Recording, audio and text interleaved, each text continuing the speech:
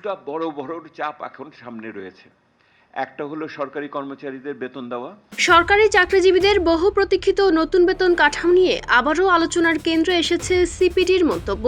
সংস্থাটি বলছে, অর্থের সংকট যেমন বাস্তব, তেমনি সিদ্ধান্তহীনতাও এখন বড় সমস্যা। তাদের ভাষায়, নতুন পে স্কেল চূড়ান্ত করতে সরকারের যে রাজনৈতিক সাহস দেখানোর কথা ছিল তা এখনো দেখা যাচ্ছে না। আর এই দীর্ঘসূত্রিতা যত বাড়বে, সংকটও তত গভীর হবে।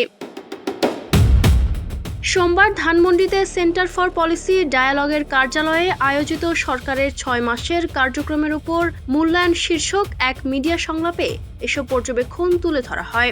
এতে অংশ নেন সিপিডির সম্মাননীয় ফেলো দেবপ্রিয় ভট্টাচার্য, মোস্তাফিজুর রহমান এবং অতিরিক্ত গবেষণা পরিচালক তৌফিকুল ইসলাম খান।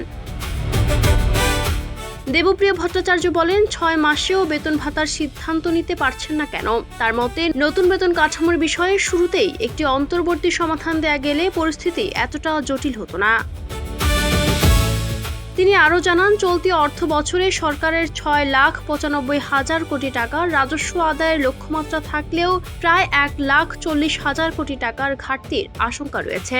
এই আর্থিক সীমাবদ্ধতার কারণে সরকার সিদ্ধান্ত নিতে পিছিয়ে যাচ্ছে বলে মনে করেন তিনি। তবে সিপিডির মতে, পুরো পে স্কেল একেবারে বাস্তবায়ন সম্ভব না হলেও শুরুতেই ২০ থেকে ২৫% মহার্ঘ ভাতা ঘোষণা করে কিছুটা সময় চাওয়া যেত।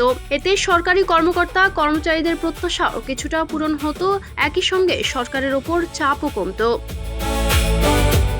সংস্থাটি সতর্ক করে বলেছে, বেতন ভাতার সিদ্ধান্ত অনির্দিষ্ট সময়ের জন্য ঝুলিয়ে রাখলে শুধু চাকরিজীবীদের অসন্তোষই বাড়বে না, সরকারের অন্যান্য প্রশাসনিক কাজও ব্যাহত হতে পারে।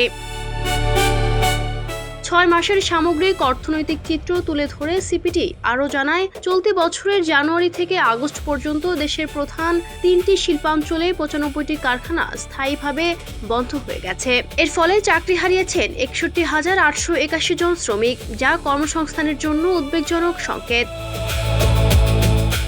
দেবপ্রিয় ভট্টাচার্য বলেন, বর্তমান সরকার দায়িত্ব নেওয়ার সময় কাঠামোগত দুর্বলতা ও বৈশ্বিক অর্থনৈতিক চাপের মুখে ছিল, কিন্তু সেই সময়ের বাস্তব পরিস্থিতি নিয়ে কোনো তথ্যভিত্তিক হোয়াইট পেপার প্রকাশ না করায় এখন অগ্রগতির প্রকৃত মূল্যায়ন কঠিন হয়ে পড়েছে।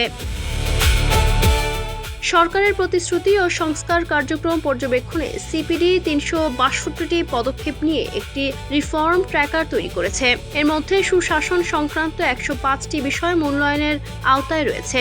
সংস্থাটি বলছে, এমপিদের প্লট ও গাড়ি না নেয়ার মতো কিছু ইতিবাচক উদ্যোগ থাকলেও রাজনৈতিকভাবে সংশ্লিষ্ট ব্যক্তিদের উচ্চ পদে নিয়োগের ক্ষেত্রে মেধাভিত্তিক প্রতিশ্রুতির ব্যত্যয় উদ্বেগের কারণ হয়ে দাঁড়িয়েছে।